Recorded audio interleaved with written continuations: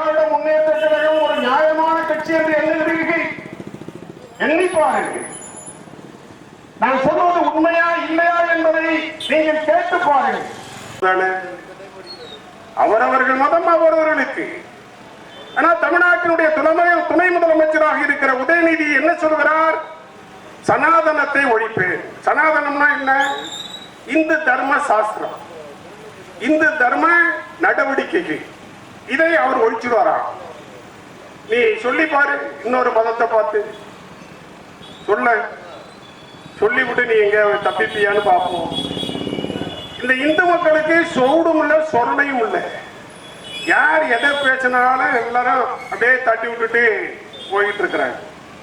அதனாலதான் அவன் இஷ்டத்துக்கு பேசுறான். ஆனா வடநாட்டில் இருக்கிறவன் யாரும் ஒத்துக்கல. இது உத்தரப்பிரதேசத்தில் இருக்கிற ஒரு சாமியார் சொன்னான், அந்த உதயநிதிங்கிறவனை பிடிச்சு கொண்டு வந்தா 2 கோடி ரூபா நான் தர்றேன்னா ஒரு கோமணம் கட்டின சாமி. இது தேவையா உனக்கு? எங்கே போனாலும் ஓடிக்கொண்டிருக்கிறார். அந்த ஓட்ட அமைச்சர் இருக்கிறாரே, ஓட்ட அமைச்சர் மா சுப்பிரமணியன், அவரால் ஒரே ஒரு மருத்துவக் கல்லூரியை கூட இந்த 4 ஆண்டுகளிலே தமிழ்நாட்டிலே கொண்டு வர முடியவில்லை. ஆனா ஒரே ஆண்டிலே 11 மருத்துவக் கல்லூரிகளை கொண்டு வந்தவர் எடப்பாடியா. மலைக்கும் மடுவுக்குமான வித்தியாசத்தை பாருங்கள். எது ஆட்சி? எது மக்களுக்கான ஆட்சி? எது பாதிக்கப்பட்ட மக்களுக்கு உயர்வு தருகிற ஆட்சி? சாதாரண ஏழை மக்களுக்கு உதவுகிற ஆட்சி எது? எண்ணி பாருங்கள்.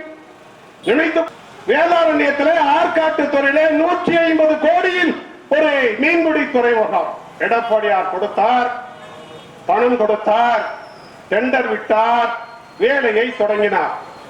ஆட்சி மாற்றம் வந்தது. வெள்ளப்பள்ளத்தில் 120 கோடியில் ஒரு மீன்பிடி துறைமுகம் எடப்பாடியார் கொடுத்தார், டெண்டர் வைத்தார், பணம் கொடுத்தார், பணியை தொடங்கினார். ஆட்சி மாற்றம் வந்தது. தரங்கம்பாடியிலே 140 கோடியிலே ஒரு துறைமுகம் எடப்பாடியார் கொடுத்தார், டெண்டர் வைத்தார், பணம் கொடுத்தார், பணிகள் தொடங்கியது. ஆட்சி மாற்றம். நான் கேட்கிறேன் அருமை பெரியவர்களே, ஆற்காட்டுத்துறை துறைமுகம் 5 ஆண்டுகளாக தூங்கிக் கொண்டிருக்கிறது.